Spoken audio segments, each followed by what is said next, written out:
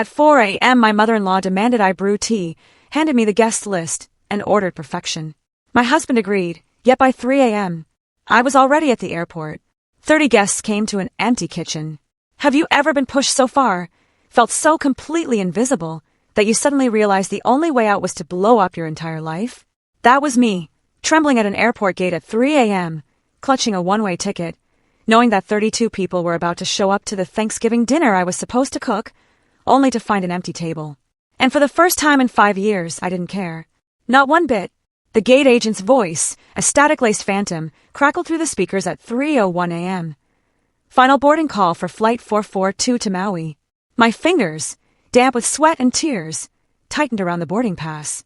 40 minutes away, in our perfectly suburban house, 30 meticulously arranged place settings set empty on the dining room table I'd spent 3 hours perfecting the night before. The turkey, meant to be roasting for the past hour, remained frozen solid in the fridge, much like my own heart had been for what felt like 5 long years. My phone vibrated with another text from Hudson. "Hope you're up cooking, babe. Mom's already texting about timing." I didn't even reply. I just switched it off. And then, I stepped onto the plane. I wasn't just abandoning Thanksgiving dinner. I was walking away from a life that had slowly, insidiously strangled me, one helpful suggestion and dismissive comment at a time. As the plane lifted into the inky blackness, I pressed my forehead against the cold window, watching the city lights blur and fade below.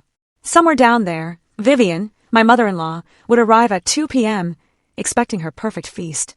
Hudson would probably stand there, utterly confused, finally calling me selfish to my face instead of whispering it behind my back to his mother.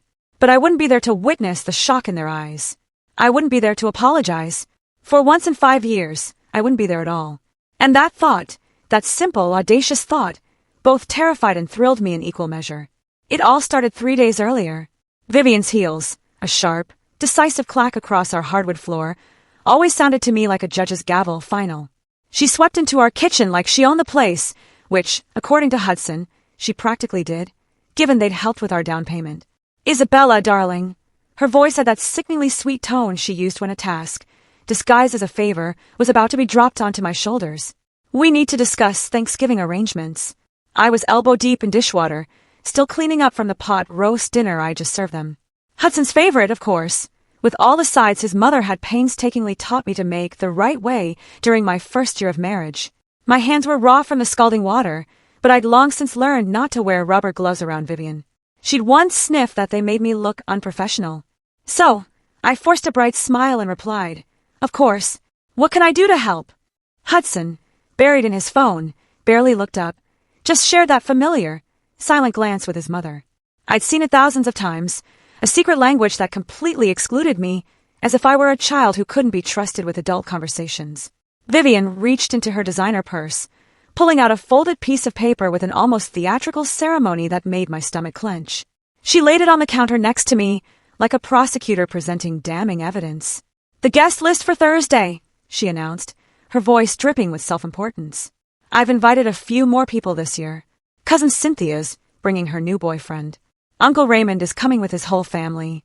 Oh, and the Sanders from the country club will be joining us, too." I dried my hands on a dish towel and picked up the paper. As I unfolded it, the names kept coming and coming and coming. I counted once, then twice, sure I'd made a mistake. 30 people. The words came out barely a whisper. Vivian's laugh was like crystal breaking, sharp and cold. 32, actually. Little Timmy Sanders counts as a half person, since he's only 6. But you should still prepare for 30 full portions. Growing boy and all that. I know it seems like a lot, but you've gotten so good at hosting these family events. Everyone always raves about your cooking. Hudson finally bothered to look up from his phone, only to nod in agreement. "You've got this, babe. You always pull it off."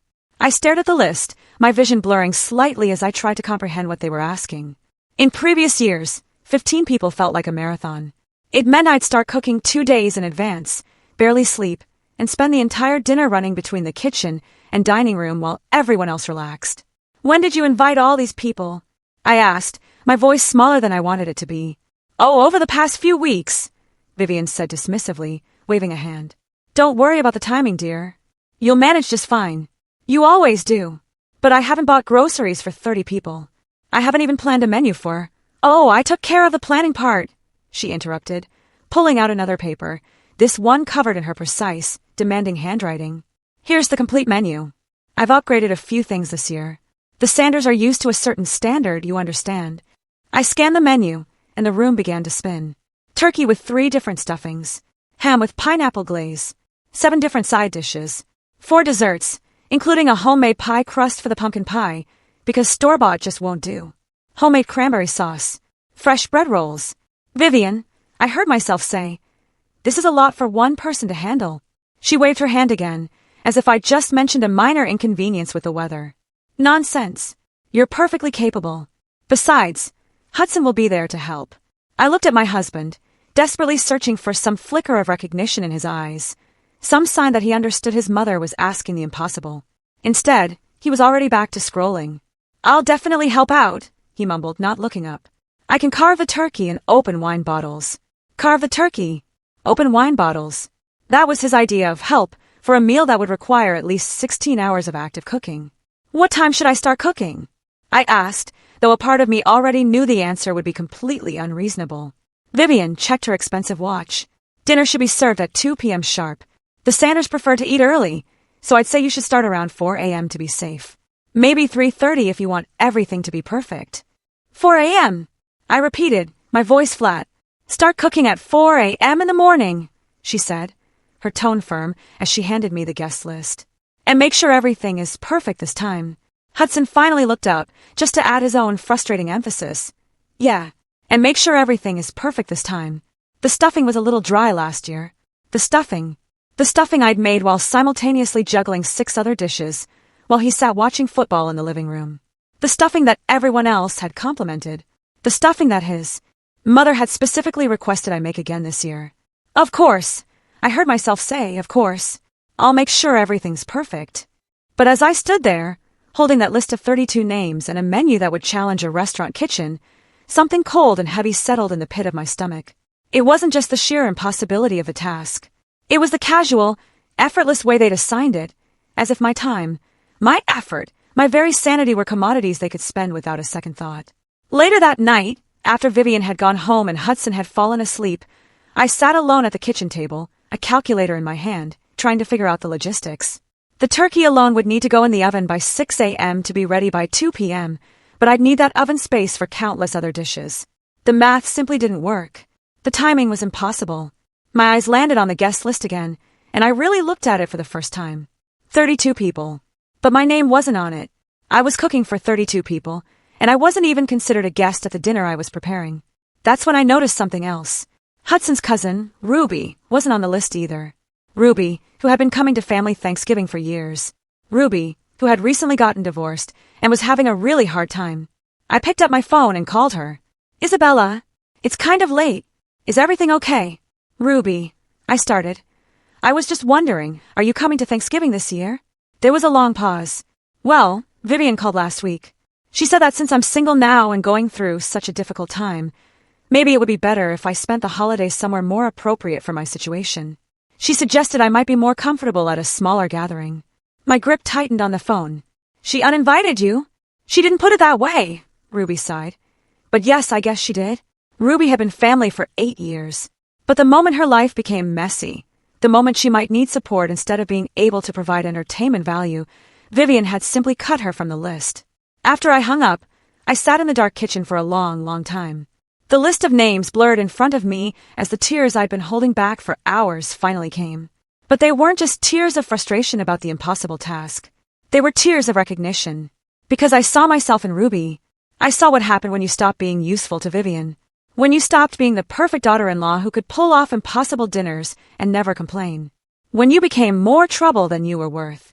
I was one bad Thanksgiving away from being uninvited from my own life. Tuesday morning, the grocery store at 6 a.m. was a stark, fluorescent wasteland. I'd been there since opening, my cart overflowing with ingredients for a meal that seemed more impossible with each item. 3 turkeys, 2 hams, pounds upon pounds of vegetables that I'd need to prep, chop, and cook into submission. The checkout total made my hands shake as I swiped our credit card, knowing Hudson would see the charge later and probably comment about the expense. Mrs. Suzanne from next door was in line behind me, with a single bag of coffee and some muffins. Having a big dinner this year? She asked, eyeing my overflowing cart with concern. Thanksgiving for 32. I replied, trying to sound casual about it. Her eyes widened. 32. By yourself. My husband will help, I said automatically, though the words tasted like lies. She looked at me for a long moment, and I could see pity creeping into her expression. Honey, she said softly, that's not help. That's watching someone drown while standing on the dock. Her words followed me home, echoing in my head as I began the prep work. I laid out ingredients across every available counter space, transforming our kitchen into something that looked more like a commercial food preparation facility than a home. By noon, I'd been working for 6 hours straight and had barely made a dent. My back ached, my feet throbbed, and I hadn't eaten anything except a handful of crackers. That's when Hudson wandered into the kitchen, still in his pajamas, coffee mug in hand. Well, you're really going all out this year, he said, surveying the chaos. Smells good already. I was elbow deep in turkey stuffing, my hands coated with a mixture of breadcrumbs, celery, and raw egg. Can you help me get this into the bird? I can't manage it alone. He glanced at his watch. Actually, I promised the guys I'd meet them for a quick round of golf. Pre-holiday tradition, you know? But I'll be back in plenty of time to help with the heavy lifting tomorrow. He was already heading toward the door. Just 9 holes. Maybe 18 if we're making good time. You know how it is. You've got everything under control here anyway. You're like a machine when it comes to this stuff. Like a machine.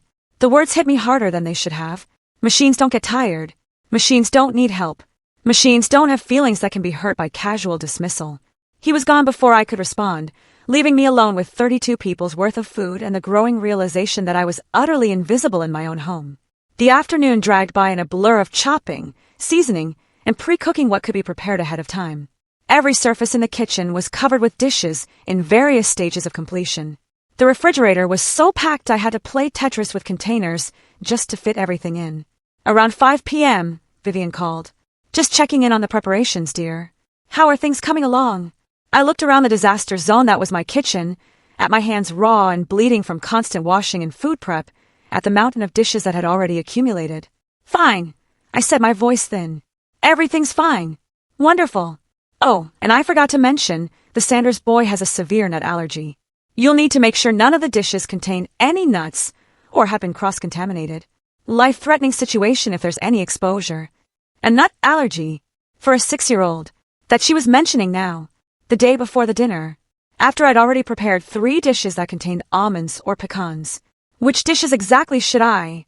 Oh, I'm sure you'll figure it out, she cut in. You're so good at managing these details. See you tomorrow, dear. She hung up before I could ask any of the dozen questions that immediately flooded my mind. I stood in my kitchen, surrounded by the evidence of 12 hours of nonstop work, and felt something crack inside my chest. Not break, that would come later. Just crack, like the first fissure in a dam that had been holding back too much pressure for too long. That night, Hudson came home smelling like beer and golf course grass, cheerful from his day of freedom while I'd been trapped in preparation hell. How'd the cooking go, babe? Everything ready for tomorrow's marathon session. I was sitting at the kitchen table, finally allowing myself to rest for the first time since dawn.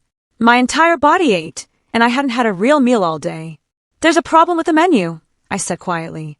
3 of the dishes have nuts, and apparently the Sanders boy has a severe allergy. Hudson shrugged. So, make different versions of those dishes. No big deal. No big deal. 3 completely different dishes, requiring entirely new ingredients and preparation time I didn't have, on top of everything else I was already attempting to accomplish. Hudson, I pleaded, I need help. Real help. Not just carving the turkey. I need you to cook some of these dishes. He looked genuinely surprised by the request. But you're so much better at cooking than I am. And Mom specifically requested your green bean casserole and your stuffing. People come expecting your food. Then maybe people can come expecting your food too. I snapped, my exhaustion finally breaking through my carefully maintained politeness. The sharpness in my voice seemed to startle him. We'd been married for 5 years, and I'd never used that tone with him before. Whoa, you're obviously stressed. Look, I'll definitely help tomorrow. I promise. But tonight I'm pretty beat from golf, and I've got that early meeting I need to be fresh for. What early meeting? Tomorrow is Thanksgiving. Conference call with the Singapore office. Time zone thing, but it'll only be an hour, maybe 2. I'll be done way before people start arriving. Another thing he hadn't mentioned. Another way I'd be handling the morning rush completely alone. I looked at my husband, really looked at him, and saw a stranger. When had he become someone who could watch me work myself to exhaustion and feel no obligation to help? When had I become someone whose struggles were so invisible they didn't even register as real problems? I'm going to bed, I said finally. Good idea. Get some rest. Big day tomorrow. As I lay in bed that night, staring at the ceiling, I did the math in my head. If I got up at 3:30 a.m., I could have the turkeys in the oven by 4 o'clock. That would give me 10 hours to prepare 7 side dishes, make fresh bread rolls, prepare 4 desserts, and create nut-free alternatives for the 3 dishes that were now off limits. 10 hours for what should have been 20 hours of work. The math didn't work. The timeline was impossible. And yet, somehow, I was expected to make it happen because I always made it happen. That's when I realized the most devastating truth of all. I had trained them to treat me this way. Every time I'd pulled off an impossible dinner. Every time I'd smiled and said, of course, when asked to do the unreasonable. Every time I'd apologized for things that weren't my fault. I had taught them that my limits didn't matter. I had made myself indispensable and invisible at the same time. I set my alarm for 3:30 a.m. and closed my eyes, though sleep seemed as impossible as the task waiting for me in a few hours. Wednesday, 2:47 a.m. I woke up before my alarm, my body jolting awake from a dream where I was running through an endless kitchen while faceless people shouted orders at me. The house was completely dark and silent, except for Hudson's steady breathing beside me. For a moment, I lay there, and a strange thought crossed my mind. What would happen if I just didn't get up? What if I stayed in bed and let the alarm ring? What if 32 people showed up to an empty table and had to figure out their own dinner for once? The thought was so foreign, so completely counter to everything I'd been conditioned to do, that it almost made me laugh. Almost. But then I imagined Vivian's face when she arrived to chaos instead of perfection. I imagined Hudson's confusion when he realized I wasn't going to fix everything like I always did. I imagined 32 people who had made no alternative plans, who had brought nothing to contribute, standing around looking at each other. And for the first time in years, I felt something other than dread about a family gathering. I felt curious. I slipped out of bed without waking Hudson and padded downstairs to the kitchen. In the early morning darkness, surrounded by the evidence of yesterday's prep work, I allowed myself to really think about the unthinkable. What if I left? Not forever, not dramatically. Just left. Got in my car and drove somewhere else. Let them handle one meal without me. The idea was terrifying and exhilarating at the same time. I'd never, in 31 years of life, simply not shown up to something I was expected to do. I'd never let anyone down. I'd never put my own needs before someone else's convenience. I made a cup of coffee and sat at the kitchen table, looking at the guest list that still lay where Vivian had placed it 2 days ago. 32 names. 32 people who were expecting me to sacrifice my sleep, my health, my sanity to provide them with a perfect meal, while they provided nothing in return except criticism if things weren't exactly right. I picked up my phone and on impulse, opened a travel website. Just to look, just to see what was possible. The first result made my breath catch. Last-minute Thanksgiving getaway to Hawaii. Limited seats available. Depart early Thursday morning. Return Sunday. Hawaii. I'd always wanted to go to Hawaii, but Hudson preferred destinations with good golf courses and business networking opportunities. Hawaii is just beaches and tourist traps, he'd always said. What would we do there all day? I clicked on the listing before I could talk myself out of it. The flight departed at 4:15 a.m., almost exactly the time I was supposed to start cooking. The price was high, much higher than Hudson would ever approve of for a spontaneous vacation. But it was our money, too. Our joint account that I'd contributed to just as much as he had, even though he made more, and somehow that always gave him veto power over major purchases. I stared at the booking screen for a long time, my finger hovering over the select flight button. What kind of person abandons 32 people on Thanksgiving? But another voice in my head, quieter but somehow stronger, asked, what kind of person expects one individual to handle 32 people's dinner with no help? I thought about Ruby, uninvited from a family she'd been part of for 8 years because her divorce made her inconvenient. I thought about Hudson dismissing my requests for help like they were unreasonable demands instead of desperate pleas.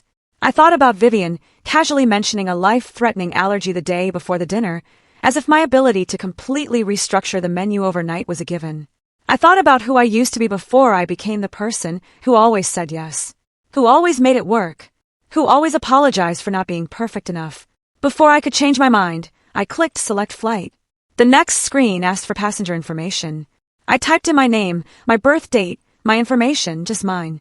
A party of one. There was something powerful about seeing my name on that booking form all by itself. Isabella Foster's. Not Hudson's wife, not Vivian's daughter-in-law. Just me. I entered our credit card information and clicked Book Now. Before I could think too hard about what I was doing, the confirmation email arrived immediately. Flight 442 to Maui, departing 4:15 a.m., gate 12. Check-in recommended 2 hours prior, which meant I needed to leave for the airport by 1:30 a.m. In 10 hours, I should be pulling the first turkey out of the oven. Instead, I'd be somewhere over the Pacific Ocean, watching the sunrise from 30,000 feet. The realization of what I'd just done hit me like a physical force. I was actually going to do this. I was going to disappear on Thanksgiving morning and let them figure out their own dinner. Part of me expected to feel guilt or panic, or the urge to cancel the flight and get back to my preparations. Instead, I felt something I hadn't experienced in years: anticipation. I spent the rest of the early morning hours moving through the house like a ghost, packing a small suitcase with summer clothes I hadn't worn in months. Swimsuits that had been buried in my drawer. Sundresses that Hudson always said were too casual for the places we went together. As I packed, I found myself thinking about all the Thanksgivings I'd orchestrated over the years. All the hours of preparation, the stress, the exhaustion. All the times I'd eaten my own dinner cold because I'd been too busy serving everyone else. All the compliments that had gone to Vivian for hosting such lovely gatherings, while I remained invisible in the kitchen. I was folding a yellow sundress when Hudson's phone rang on his nightstand. It was 3 a.m. Who called at 3 a.m. unless it was an emergency? I crept closer to listen. Hudson, it's your mother. I know it's early, but I couldn't sleep. I'm so worried about tomorrow. Even through the phone, I could hear the anxiety in Vivian's voice. Mom, what's wrong? Is everything okay? I just keep thinking about the Sanders boys' allergy. What if Isabella doesn't properly handle the cross-contamination issue? What if something happens to that child in our home? The liability alone. My hands clenched into fists. She was calling at 3 a.m. to worry about my competence, not about the impossible task she assigned me, or whether I might need support. She'll handle it, Mom. She always does. Isabella's great with this stuff. But what if she's not careful enough? What if she's overwhelmed? 32 people is quite a lot, even for someone as capable as Isabella. Now she acknowledged it was a lot. Now, when it was too late to change anything, when I'd already spent 2 days in preparation hell. If you were so worried about the numbers, why didn't you mention that when you invited everyone? Hudson's voice carried an edge of irritation, but it was directed at his mother for waking him up, not for the impossible situation she created. Well, I suppose I could call a few people and uninvite them, Vivian huffed. At 3 a.m. the night before? Mom, just let Isabella handle it. She's probably already up cooking anyway. I looked toward the kitchen, where I should indeed be cooking, where I should be starting the impossible marathon that would consume the next 12 hours of my life. Instead, I zipped my suitcase closed and carried it quietly downstairs. I left a note on the kitchen counter, right next to Vivian's guest list. I kept it simple. Hudson, something came up and I had to leave town. You'll need to handle Thanksgiving dinner. The groceries are in the fridge. Isabella! I didn't apologize. I didn't explain. I didn't offer suggestions for how to salvage the meal or provide detailed instructions. For once in my life, I simply stated the facts and left them to figure out the rest. As I loaded my suitcase into my car, I caught a glimpse of myself in the rearview mirror. I looked different somehow. Not just tired, I'd looked tired for years. I looked determined. The drive to the airport was surreal. The roads were empty, except for a few other early travelers and night shift workers heading home. I'd driven these same streets thousands of times, but never at this hour, never for this reason. Never with the sense of stepping completely outside my normal life. At the airport, checking in for the flight felt like crossing a threshold I couldn't uncross. The gate agent, a woman about my age with kind eyes, looked at my ticket. Wow, Maui. Nice Thanksgiving plan. Getting away from the family chaos. I almost laughed at how perfectly she'd summarized it. Something like that, I replied. Smart woman. I'm working today, but if I could afford to escape to Hawaii instead of dealing with my mother-in-law's commentary on my casserole, I'd do it in a heartbeat. As I waited for boarding, I turned my phone on airplane mode without checking for messages. I didn't want to see Hudson's confused text when he woke up and found my note. I didn't want to see Vivian's panic when she arrived to chaos instead of perfection. The gate agent's voice crackled through the speakers again. Now boarding flight 442 to Maui.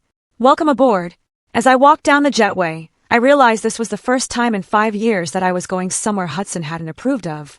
Somewhere Vivian hadn't vetted. Somewhere I'd chosen entirely for myself.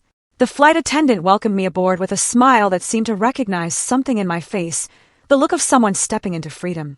As I settled into my window seat and watched the ground crew prepare for departure, I thought about what was happening back at home. Hudson would be waking up in a few hours to find an empty kitchen and a note that would change everything. 32 people would be arriving in 10 hours, expecting a feast, and there would be no one there to provide it. For the first time in my adult life, their problem was not my problem to solve. The plane pushed back from the gate just as the first hints of dawn appeared on the horizon. As we lifted into the sky, I pressed my face to the window and watched my old life disappear below the clouds. Thursday, 7:23 a.m. Hudson's perspective. Hudson Fosters woke up to his alarm with the lazy contentment of someone who had no idea his world was about to implode. He rolled over, expecting to find Isabella's side of the bed empty, as usual on Thanksgiving morning. She was always up before dawn, making magic happen in the kitchen. But something felt different. The house was too quiet. By 7 a.m. on Thanksgiving, the smell of roasting turkey usually filled every room, and the sound of Isabella's orchestrated chaos in the kitchen served as a comforting soundtrack to his slow morning routine. Instead, silence. He padded downstairs in his boxers, expecting to find his wife surrounded by controlled culinary mayhem, probably looking a bit frazzled, but handling everything with the competent efficiency that had attracted him to her in the first place. The kitchen was empty. Not just empty of people, empty of activity. The ingredients from yesterday's prep work sat exactly where Isabella had left them. No turkey in the oven, no pots bubbling on the stove, no evidence that the Thanksgiving marathon had even begun. On the counter, next to his mother's guest list, sat a folded piece of paper with his name on it in Isabella's handwriting. Even as he unfolded it, some part of his brain refused to accept what he was reading. Hudson, something came up and I had to leave town. You'll need to handle Thanksgiving dinner. The groceries are in the fridge. Isabella! He read it 3 times before the words began to make sense. She was gone. Isabella, his wife, who had never missed a family obligation, who had never failed to deliver a perfect meal, who had never left him to handle anything domestic, was gone. His first thought was that someone must have died. A family emergency that had required her immediate departure. He grabbed his phone and called her. Straight to voicemail. Bella, I found your note. What happened? Whose emergency? Call me back immediately. People are going to start arriving in 6 hours, and I need to know when you'll be back. He hung up and called again. Voicemail again. That's when panic began to set in. Not panic about the dinner, that seemed too enormous to process yet. Panic about his wife, who always answered her phone, who never went anywhere without telling him exactly where she'd be and when she'd return. He called her sister, Carmen. Hudson, it's early. Is everything okay? Is Isabella with you? Did someone in your family? Is there an emergency? What? No. Everyone's fine. Why would Isabella be here? Isn't she cooking your Thanksgiving feast? The way Carmen said, your Thanksgiving feast, carried an edge he'd never noticed before, like she knew something about their holiday arrangements that she didn't approve of. She left a note saying she had to leave town. I thought maybe she left. Isabella just left? Carmen's voice shifted from sleepy confusion to something that sounded almost like admiration. Good for her. Good for her, Carmen. 32 people are coming for dinner in 6 hours, and she's vanished. 32 people? Hudson, are you insane? You expected your wife to cook for 32 people by herself. The judgment in her voice stung. She's good at this stuff. She likes hosting. She likes hosting intimate dinners with friends, not feeding an army of your relatives who treat her like hired help. Hudson ended the call, disturbed by Carmen's reaction. Why was everyone acting like this was somehow his fault? He tried Isabella's phone again. Voicemail. 8:15 a.m. His conference call with Singapore started in 45 minutes. The call he couldn't miss, the one that could determine his promotion timeline for the next year. But 32 people were expecting dinner in less than 6 hours. He opened the refrigerator and stared at the contents. The raw turkeys looked back at him accusingly. He'd never cooked a turkey in his life. He'd never cooked anything more complicated than scrambled eggs. His phone rang. His mother. Good morning, darling. How are the preparations coming along? Is Isabella managing the timeline properly? Mom, we have a problem. What kind of problem? Did she burn something already? I told you we should have hired a caterer for a dinner this size. Isabella's gone. Silence. Then, gone where? I don't know. She left a note saying something came up and she had to leave town. She's not answering her phone. That's impossible. Isabella would never abandon a dinner party, especially not today. There must be some misunderstanding. Hudson looked at the note again, as if it might have changed. There's no misunderstanding. She's gone, and we have 32 people coming for dinner. The silence stretched, so long that Hudson wondered if the call had dropped. "Mother, this is a disaster." Her voice had gone cold and sharp. An absolute disaster. What kind of wife abandons her family on Thanksgiving? Something about the way she said it, the immediate assumption that Isabella was the villain, made Hudson defensive in a way that surprised him. Maybe she had an emergency. Maybe something happened that she couldn't. What emergency requires someone to abandon 32 dinner guests without any note? What emergency prevents someone from answering their phone to explain the situation? Hudson didn't have an answer to that. "We need to fix this immediately," Vivian continued, her voice taking on the commanding tone she used when managing family crises. "Call every decent restaurant in town.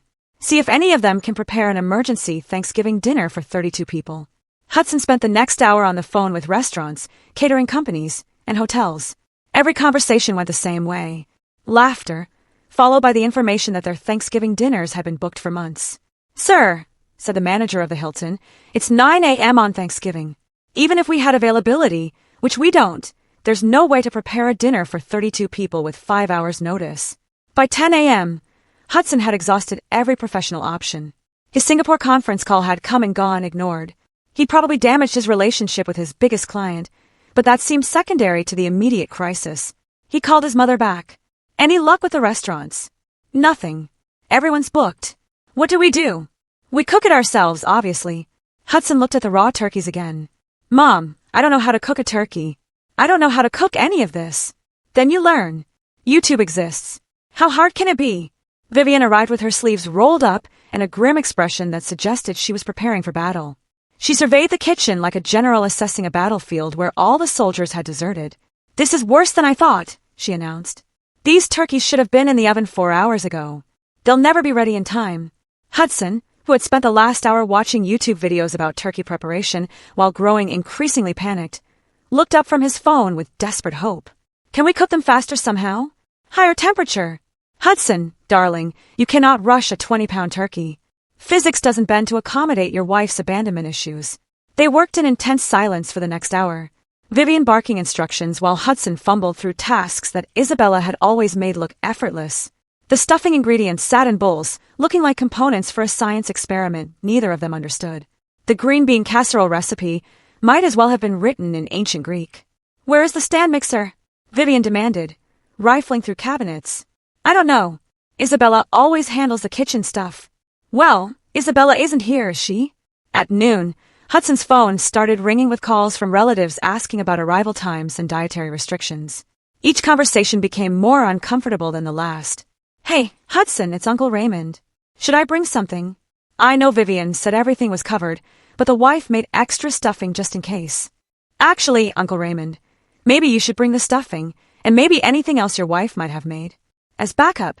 "Backup? Is everything okay?" Hudson looked at his mother, who was attempting to wrestle a raw turkey into a roasting pan while cursing under her breath. "Just bring whatever you have." By 12:30, word had spread through the family network that something was seriously wrong with dinner preparations. Hudson's phone buzzed constantly with confused relatives offering to help, asking questions, or trying to figure out if they should make alternative plans. The kitchen had descended into chaos.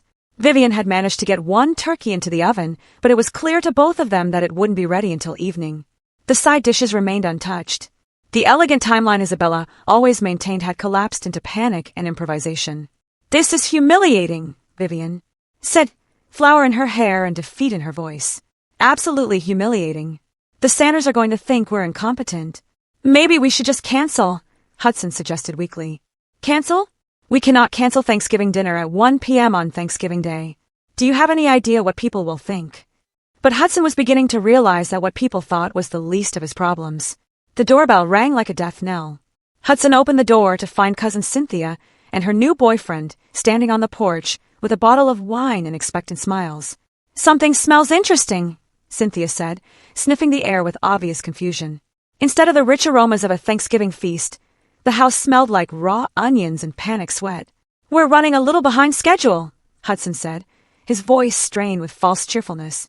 More cars pulled into the driveway. Uncle Raymond with his arms full of backup dishes, the Sanders with their 6-year-old son, and obvious expectations of the high-class dinner Vivian had promised them. Cousin after cousin, friend after friend, all arriving to find Hudson standing in the doorway, looking like he was greeting mourners at a funeral. "Where's Isabella?" Aunt Margaret asked, looking around for the hostess who usually greeted everyone with genuine warmth and the promise of an amazing meal. Had to step out. Emergency. The living room filled with increasingly confused relatives. Conversations grew stilted as people realized something was seriously wrong. The dining room table, set with Isabella's careful place settings from 2 days ago, stood ready for a feast that didn't exist. Vivian emerged from the kitchen, looking like she'd been through a war.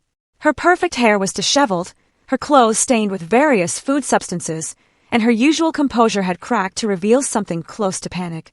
"Everyone, please be patient. We've had some unexpected challenges with the meal preparation." Mr. Sanders, a man accustomed to country club service and fine dining, looked at his watch pointedly. "We were told dinner would be served at 2 p.m. It's nearly that time now." "Yes.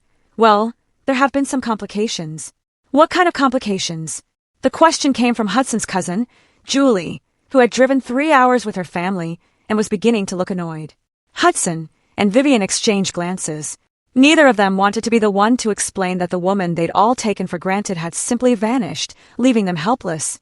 "Isabella had to leave town suddenly," Hudson said finally. "Family emergency." The room fell silent as 32 people processed this information. "She left today." This from Ruby's sister, who, unlike Ruby, had made the guest list. What kind of emergency happens at 4 a.m. on Thanksgiving morning? Hudson didn't have an answer. Uncle Raymond cleared his throat. "Well, what's the plan for dinner then?" All eyes turned to Hudson and Vivian. 32 people who had made no backup plans, brought no substantial food contributions, and arranged their entire day around a meal that had been promised to them. "We're working on it," Vivian said weakly. Little Timmy Sanders, the 6-year-old with a severe nut allergy, tugged on his mother's dress. "Mommy, I'm hungry. When are we eating?" His innocent question seemed to break whatever spell had been keeping the room politely quiet. Suddenly, everyone was talking at once. "Maybe we should order pizza. Pizza places aren't open on Thanksgiving. What about Chinese food? With a 6-year-old who has food allergies? This is insane. We should have been told earlier." "Where exactly did Isabella go? How long have you known she wasn't going to be here?" Hudson felt the walls closing in around him. 32 pairs of eyes, all looking to him for answers he didn't have, solutions he couldn't provide.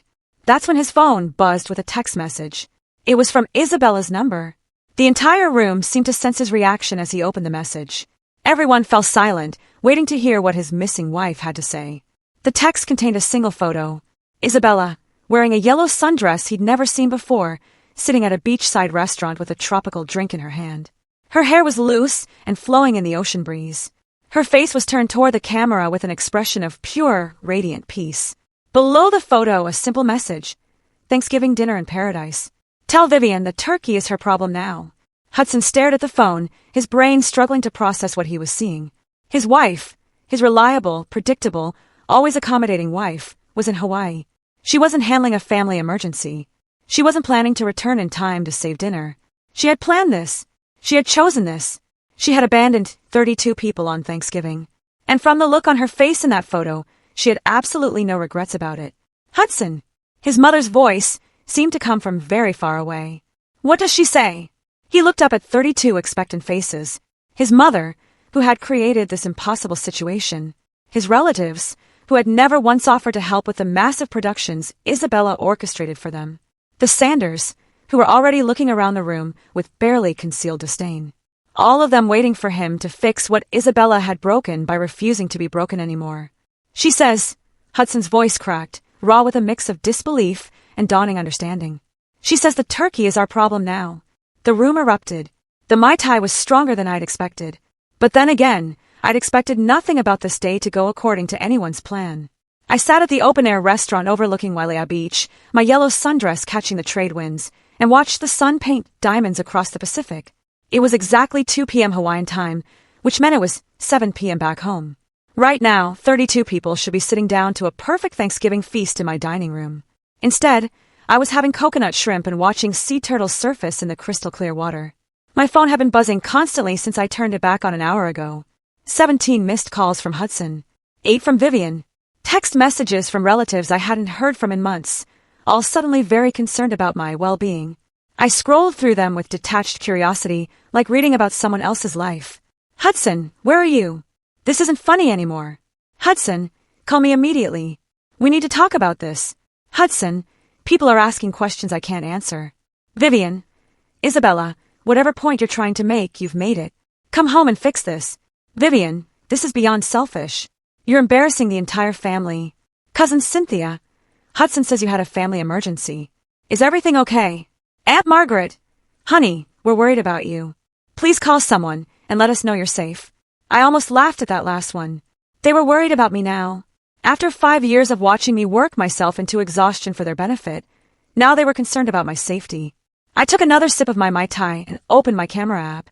The sunset behind me was turning the sky into shades of orange and pink that looked too beautiful to be real.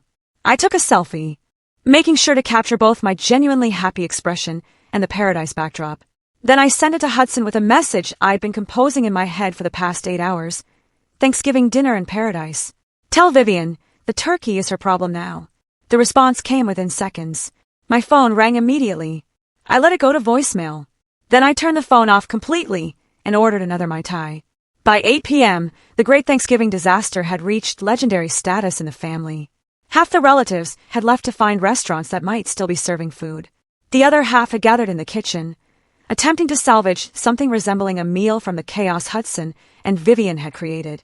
Uncle Raymond had taken charge of the turkey situation, declaring that they could cut the birds up and cook the pieces separately to speed up the process. Cousin Julie was attempting to make mashed potatoes from scratch while consulting YouTube tutorials. The Sanders family had left entirely, citing concerns about food safety and their son's allergies. Hudson sat at the kitchen table, staring at Isabella's text message for the 100th time. Each viewing made the reality more surreal and more devastating. She wasn't coming back. She hadn't been kidnapped or hospitalized or forced to handle someone else's emergency. She had made a choice to leave them all behind, and she was clearly enjoying every moment of it. This is what happens when you spoil someone too much, Vivian announced to the room as she attempted to salvage the green bean casserole. Give them too much freedom, and they think they can just abandon their responsibilities whenever they feel like it. But even as she said it, her voice lacked its usual conviction. Because somewhere in the chaos of the day, the impossible nature of what they'd expected Isabella to accomplish had become visible. It had taken 6 adults 4 hours just to get the turkeys in the oven and start 3 side dishes. What Isabella had been doing alone year after year was starting to look less like wifely duty and more like a minor miracle. Maybe we should have helped her more, said Uncle Raymond quietly as he struggled to figure out how to properly season the turkey pieces. Help her! Vivian's voice was sharp. She never asked for help. She always insisted on doing everything herself. Hudson looked up from his phone. She asked me for help 2 days ago. I told her I was too tired from golf. The kitchen fell silent except for the sound of boiling water and the timer ticking down on the oven. She asked for help on Tuesday, Hudson continued, his voice growing stronger as the memory became clearer. She told me she needed real help, not just carving the turkey. And I told her she was better at cooking than I was. He could see the scene now with painful clarity. Isabella's exhausted face, her raw hands from hours of food prep, her desperate request for actual assistance, and his casual dismissal of her needs because helping would have been inconvenient for him. She's been asking for help for years, said Carmen's voice from the doorway. Hudson looked up to see his sister-in-law standing there with a container of food and an expression of barely contained anger. Carmen, what are you doing here? I brought sweet potato casserole, since I figured you might need actual food. She set the container on the counter with more force than necessary. I also came to tell you what I should have told you years ago. She looked around the room at the assembled relatives, all of whom had stopped their cooking attempts to listen. Isabella didn't abandon you, Carmen said, her voice cutting through the kitchen noise. You abandoned her. All of you. 4 or 5 years. You've watched her work herself to death for your comfort. And not one of you ever thought to say, hey, maybe one person shouldn't be responsible for feeding 32 people alone. Now, wait just a minute, Vivian started. But Carmen cut her off. No, you wait. Do you have any idea what Isabella's Thanksgiving preparation looked like? She started planning the menu 3 weeks in advance. She spent 2 days shopping for ingredients. She got up at 3:30 a.m. to start cooking, and she didn't sit down until after the dishes were done at 9 p.m. 17.5 hours of nonstop work while the rest of you watched football and complained if the stuffing was too dry. The kitchen was completely silent now. Even the timer seemed to have stopped ticking. And when she finally couldn't take it anymore and left, your first concern wasn't, is my wife okay? Or why was she so unhappy that she felt this was her only option? Your first concern was who was going to cook the turkey. Hudson looked at the text message again. In the photo, Isabella looked happier than he'd seen her in years. Her smile was genuine, unforced, free of the careful politeness she wore around his family. When was the last time she'd smiled at him like that? When was the last time he'd done anything to make her smile like that? She's in Hawaii, he said quietly. Carmen nodded. Good for her. She's always wanted to go to Hawaii. She never told me that. She told you lots of things, Hudson. You just never listened. I woke up in my hotel room to the sound of waves and the warm Hawaiian breeze flowing through the open balcony doors. For a moment, I lay perfectly still, savoring the unfamiliar sensation of waking up naturally instead of to an alarm, of having nowhere I needed to be and nothing I needed to accomplish for anyone else. It was 9 a.m. Back home, I would already be dealing with leftover turkey and the aftermath of hosting 32 people. I'd be loading the dishwasher for the 4th time, wrapping endless containers of food, and planning the elaborate leftover meals that would stretch Thanksgiving into the following week. Instead, I was going to order room service and spend the day on the beach. When I finally turned my phone back on, it had exploded with messages. But these weren't just from Hudson and Vivian anymore. They were from relatives I hadn't spoken to directly in years, from friends who had heard about the great Thanksgiving catastrophe through the family grapevine, from people who apparently had strong opinions about my decision to prioritize my own well-being. Most surprising were the messages of support. Carmen, I'm so proud of you. You should see the looks on their faces. Ruby, I heard what you did. I wish I'd had your courage when Vivian uninvited me. My old college roommate, Maya, Carmen told me about your Hawaii escape. Enjoy every minute. But there were other messages, too. Vivian, I hope you're satisfied. You've ruined Thanksgiving for 32 people and embarrassed your husband in front of his colleagues. Hudson's brother, Dennis, real mature Isabella. Way to destroy a family tradition over a temper tantrum. Some of Hudson's cousins, people I'd cooked for and cleaned up after for years, had apparently decided I was selfish and ungrateful. The criticism stung, but not as much as I'd expected it to. Because for every message calling me selfish, there was another from someone who understood exactly why I'd left. My phone rang. Hudson again. This time I answered. Isabella! His voice was rough, like he hadn't slept. Thank God. Are you okay? Are you safe? I'm fine, Hudson. I'm in Hawaii. Hawaii? What are you doing in Hawaii? I'm on vacation. Something I've wanted to do for years. But you can't just leave town without telling me. You can't just abandon Thanksgiving dinner. People were counting on you. I looked out at the ocean, where a group of dolphins was playing in the surf. People were counting on me to do something impossible without any help. I decided not to do that anymore. It's not impossible. You've done it before. I've nearly killed myself doing it before. There's a difference. There was a long silence on the line. Look, whatever point you're trying to make, you've made it. Come home, and we'll talk about getting you more help next year. More help? Like I was asking for a favor instead of basic human consideration. What kind of help, Hudson? I don't know. Maybe we could hire someone to serve the food, so you don't have to run back and forth. What about cooking the food? Well, you're so much better at that than anyone else. And there it was, the fundamental misunderstanding that had defined our entire marriage. Hudson genuinely believed that my ability to handle impossible tasks meant I should handle them. Not that the tasks were unreasonable to begin with. Hudson, do you know how many hours I spent preparing for yesterday's dinner? I don't know. A lot. 37 hours over 3 days. I calculated it while I was sitting on the plane. Silence. And do you know how many hours you spent helping me? That's not fair. I was going to help with the serving and the cleanup. How many hours, Hudson? More silence. Maybe an hour total? Carving turkey and opening wine bottles. But you enjoy cooking. You're good at it. I closed my eyes and tried to find the words to explain something that should have been obvious. Hudson, I do enjoy cooking. I enjoy cooking dinner for my family. I enjoy making special meals for holidays. What I don't enjoy is being solely responsible for feeding 32 people while everyone else watches football and critiques my effort. So what do you want me to do? I can't just become a chef overnight. It was the first time in our entire marriage that he'd asked me that question directly. I want you to see me.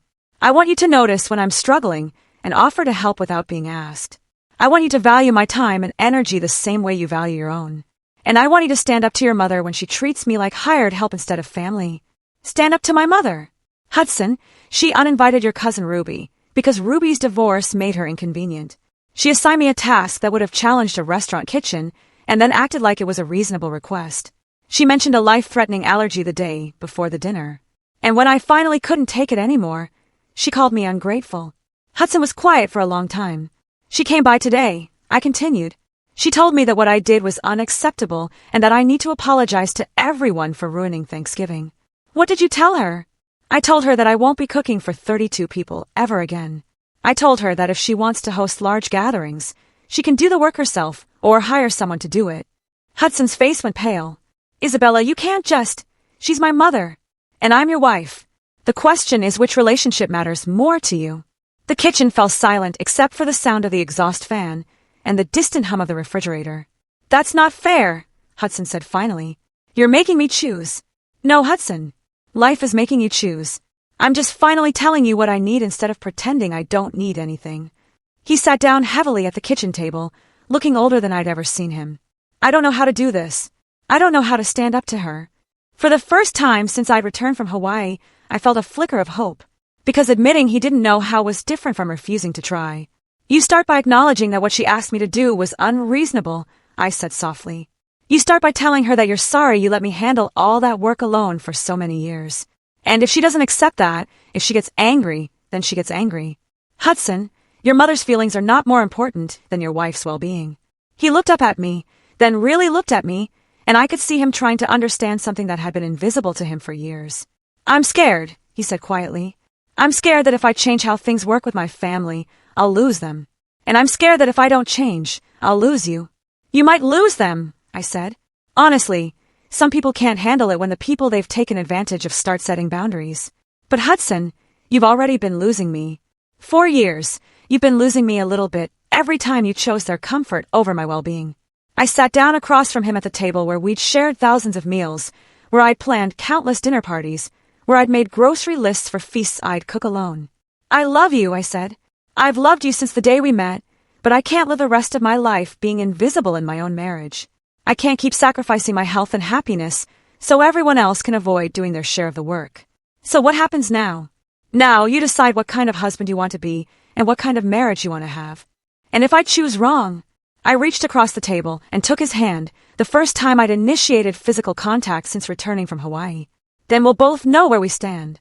1 year later, I woke up naturally at 8:30 a.m., soft light streaming through the windows of our bedroom. From the kitchen downstairs, I could hear the familiar sounds of Hudson starting coffee and the quiet voices of Carmen and her family, who had arrived the night before. This year, we were hosting 8 people for Thanksgiving dinner. Hudson's brother and his wife, Carmen and her husband and 2 kids, an elderly neighbor who had nowhere else to go, and us, 8 people instead of 32. A manageable, intimate gathering where everyone was contributing something and no one person was responsible for the entire production. Vivian was spending Thanksgiving with the Sanders at their country club, where she had hired a professional catering service to ensure everything was properly managed. She'd made it clear that our new boundaries were unacceptable to her and that she considered our scale-back celebration to be disappointing compared to the elaborate productions of previous years. Hudson had been devastated at first when she'd essentially uninvited us from the larger family gatherings. But over the past year, as he'd gotten to know me again, really know me, not just the version of me that existed to serve everyone else, he started to understand what I'd been trying to tell him. The turning point had come in February, when Vivian had tried to assign me the catering for Hudson's cousin's baby shower. Instead of automatically accepting, I'd said I'd be happy to contribute a dish, but wouldn't be handling the entire event. Hudson had backed me up. He'd actually called his mother and explained that Isabella was his partner, not the family's unpaid event coordinator, and that future gatherings would need to be planned differently. The conversation had been difficult. Vivian had accused him of being controlled by his wife and had threatened to cut off contact if he didn't get Isabella back in line. But Hudson had held firm, and in doing so, he'd finally chosen our marriage over his mother's expectations. Now, as I got dressed in comfortable jeans and a sweater, no need for the elaborate outfits I used to wear when trying to impress 32 guests, I could hear laughter from downstairs. Carmen's kids playing with Hudson. My brother-in-law, Dennis, helping Hudson prep vegetables for the stuffing. When I walked into the kitchen, Hudson looked up from the sweet potatoes he was peeling and smiled. The first genuine, unforced smile he'd given me in years. Good morning, beautiful. Ready for our first real Thanksgiving. Our first real Thanksgiving, I agreed, kissing him softly. Carmen looked up from where she was showing her daughter how to make cranberry sauce from scratch. How does it feel to wake up at a normal time on Thanksgiving morning? Like a revelation, I said, pouring myself coffee from the pot Hudson had made. Like I'm finally a guest at my own holiday. The doorbell rang, and Hudson went to answer it. Through the kitchen window, I could see Mrs. Suzanne from next door, standing on our porch with a pumpkin pie and a bottle of wine. Last year, she'd been the one to tell me that watching someone drown while standing on the dock wasn't help. This year, she was joining us for dinner because everyone deserved to have somewhere to belong on Thanksgiving. As the morning progressed, our small group worked together to prepare the meal. Not just Hudson and me, but everyone. Carmen's husband carved the turkey, while Hudson made gravy from scratch, something he'd learned to do over the past year. Dennis and his wife handled the side dishes they'd volunteered to bring. Even the kids helped by setting the table and arranging the flowers. By 2 p.m., we were sitting around our dining room table. Not the elaborate, formal setup I used to create for 32 people, but a warm, comfortable arrangement that actually allowed for conversation. As we went around the table, sharing what we were grateful for, I found myself thinking about the woman I'd been a year ago. The woman who had been drowning in other people's expectations while everyone watched from the dock. When it was my turn to speak, I looked around at the faces of people who saw me as a person, not as a service provider. I'm grateful for learning the difference between being needed and being used, I said. I'm grateful for discovering that I can love people without sacrificing myself for them. And I'm grateful for finding out who I really am when I'm not trying to be perfect for everyone else. Hudson reached over and squeezed my hand. I'm grateful that my wife taught me how to be a better husband, he said, even when it meant she had to go to Hawaii to get my attention. Everyone laughed, and I felt something I hadn't experienced in years, complete contentment with exactly where I was and who I was with. After dinner, as we all cleaned up together, everyone contributing, no one person stuck with all the work, I stepped out onto our back porch for a moment of quiet. My phone buzzed with a text message. For a split second, I tensed, wondering if it might be Vivian with some criticism or demand. Instead, it was a photo from Ruby, Hudson's cousin, who had been uninvited from the family gatherings last year. She'd sent a picture of herself at a Friendsgiving celebration with a group of people I didn't recognize, all of them laughing around a table full of food. Her message read, "Thank you for showing me it's okay to choose happiness over obligation. Having the best Thanksgiving of my life with people who actually want me here." I smiled and put my phone away without responding. Some messages didn't need responses. They just needed to be received and appreciated. Hudson appeared beside me on the porch, wrapping his arms around me from behind. "Regrets?" he asked softly. I leaned back against him and looked up at the stars that were just beginning to appear in the evening sky. "About Hawaii? Never. About us. About how hard this year has been." I turned in his arms so I could see his face. "Hudson, this year has been the first year of our marriage where I felt like I mattered, where I felt like my voice was heard and my needs were considered. It's been hard, but it's been real. I'm sorry it took me so long to understand. I'm sorry it took me so long to demand understanding." We stood there for a moment in comfortable silence, listening to the sounds of our family cleaning up inside, of normal people doing normal amounts of work and sharing normal amounts of responsibility. "So what's the plan for next year?" Hudson asked. "Same group, same size, same boundaries," I said firmly. "Whatever else changes, that stays the same." "Good," he said, kissing the top of my head. "I like the woman who sets boundaries. I like her a lot better than the woman who pretended she didn't have any." As we walked back inside together, I caught a glimpse of myself in the hallway mirror. The woman looking back at me was relaxed, confident, genuinely happy. She was someone I recognized, not the people-pleasing ghost I'd become over the years, but the person I'd been before I learned to make myself smaller for everyone else's comfort. She was someone I was proud to be. In the kitchen, Carmen was loading the last of the dishes into the dishwasher while her kids played quietly in the living room. Dennis and his wife were packing up the leftovers they were taking home. Everyone was contributing to the cleanup, just like everyone had contributed to the meal. "This was perfect," Carmen said, hugging me goodbye. "Exactly what Thanksgiving should be." "Intimate," agreed Dennis's wife. "Actually relaxing instead of feeling like a performance." After everyone had gone home, Hudson and I sat together on our couch, both of us tired but satisfied in a way I hadn't felt after a holiday in years. "I have something for you," Hudson said, reaching into his jacket pocket. "It's not Christmas yet," I protested. "It's not a Christmas gift. It's an apology gift and a promise gift." He handed me a small envelope. Inside was a round-trip ticket to Hawaii, departing the day after Christmas. "For both of us this time," he said. "I figured it was time I saw what paradise looks like through your eyes." I looked at the ticket, then at my husband, who had spent the past year learning how to see me as a person instead of a service provider. "Hudson Foster's," I said, using his full name the way I had when we were dating, and everything felt possible. You just might be worth keeping after all. He laughed and pulled me closer. Isabella Foster's, he said. I'm going to spend the rest of my life making sure you never feel invisible again. Outside, the first snow of the season was beginning to fall, covering our neighborhood in clean, white silence. But inside our house, everything felt warm and bright and full of possibility. I had learned to choose myself without losing the people who truly mattered. I had learned that love doesn't require sacrifice of self, but recognition of self. And I had learned that sometimes the most revolutionary thing you can do is simply refuse to disappear. The turkey was gone, the dishes were done, and I was finally completely home. Phew, what a journey, right? I still can't believe I actually did it. Have you ever had a moment where you just had to completely walk away from a situation, even when it felt impossible? Or, have you ever finally stood up for yourself after years of being taken for granted? I really want to hear your thoughts on this. What would you have done in my place? Tell me in the comments below.